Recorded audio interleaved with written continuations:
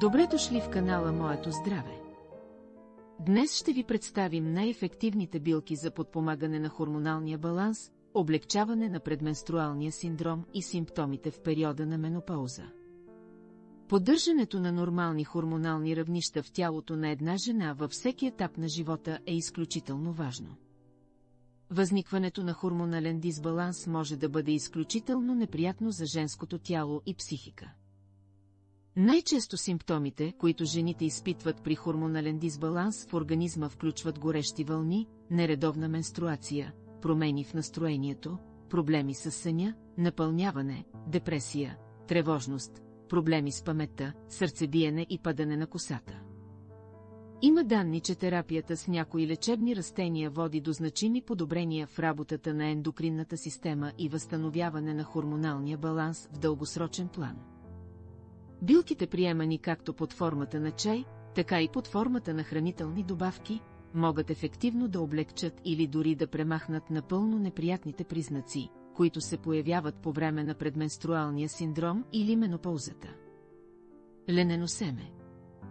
Лененото семе може да редуцира симптомите на менопаузата като горещи вълни, напълняване, депресия и да намали загубата на костна плътност. Той е идеален начин да приемате ежедневно полезни фибри, калций и важни мазнини.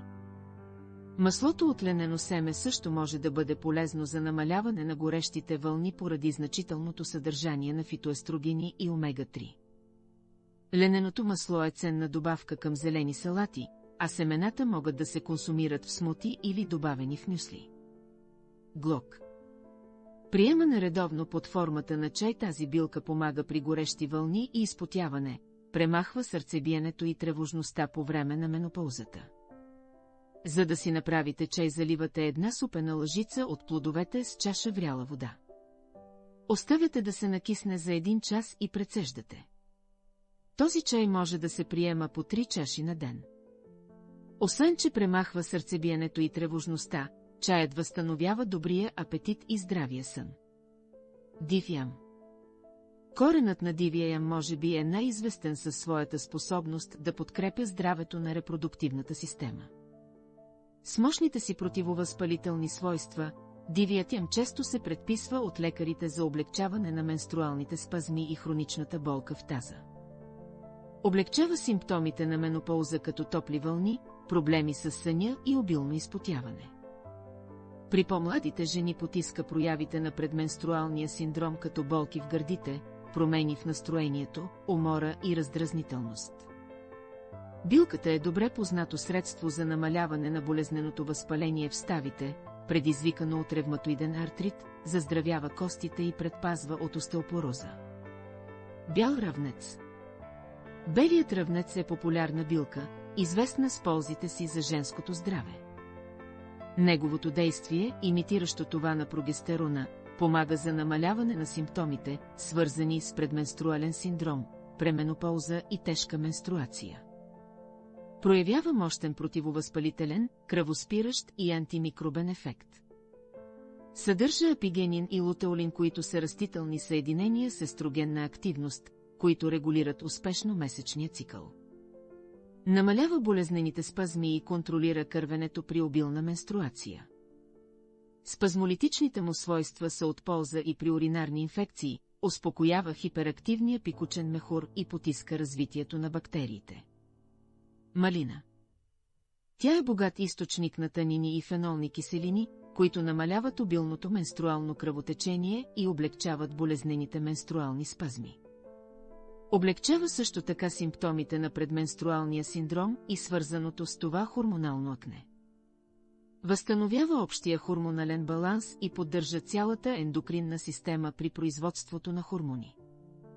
Чаят от листа на малина е една от най-важните напитки при безплодие и подготвя женското тяло за периода на бременността.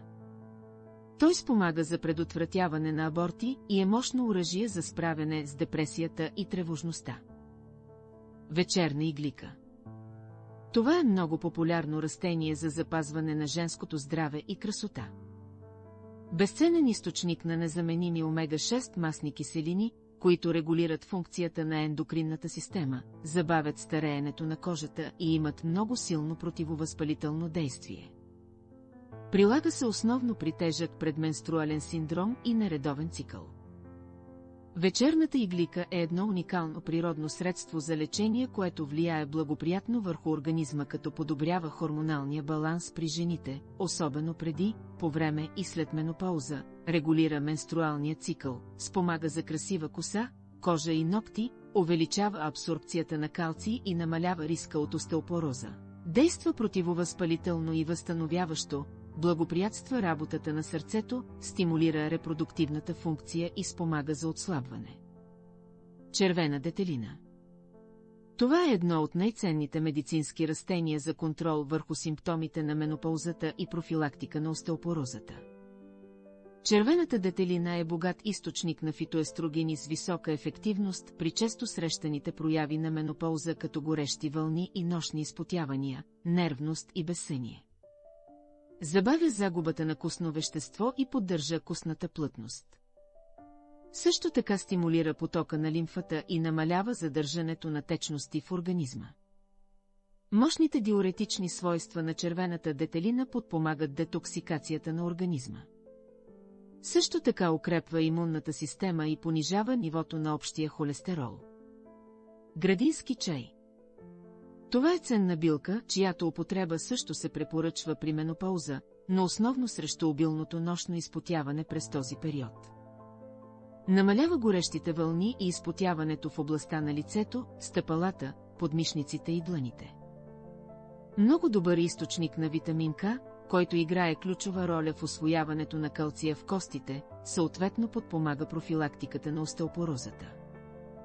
Намалява загубата на костно вещество и спомага за съхраняване на костната плътност. Лайка. Лайката има противовъзпалителни, антиоксидантни и болкоуспокояващи свойства и неслучайно е една от най-старите билки, познати на човечеството. Използвана от древността, лайката има ценни спазмолитични свойства, които успокояват болката в случай на менструални спазми. Изследванията са установили, че маслото от лайка помага за облегчаване на тревожността и действа успокоително. Приема се под формата на чай или етерично масло за масаж. Хмел. Полезните свойства на хмела се дължат основно на високото съдържание на флавоноиди и есенциалните масла хумулен и луполин. Някои от медицинските специалисти смятат, че тези съставки имат противовъзпалителни, обезболяващи и противоракови свойства. Хмелът действа в организма подобно на естрогена, така че е особено полезен за жени след менопауза или такива с тежък предменструален синдром. Приемът на хмел под формата на хранителна добавка или чай ще спомогне за облегчаване на симптомите. Споделете с нас в коментарите, ако и вие знаете ефективни домашни средства за симптомите на менопауза. Ако това видео ви харесва, дайте му палец нагоре. Абонирайте се за канала, за да не пропуснете следващото ни полезно видео.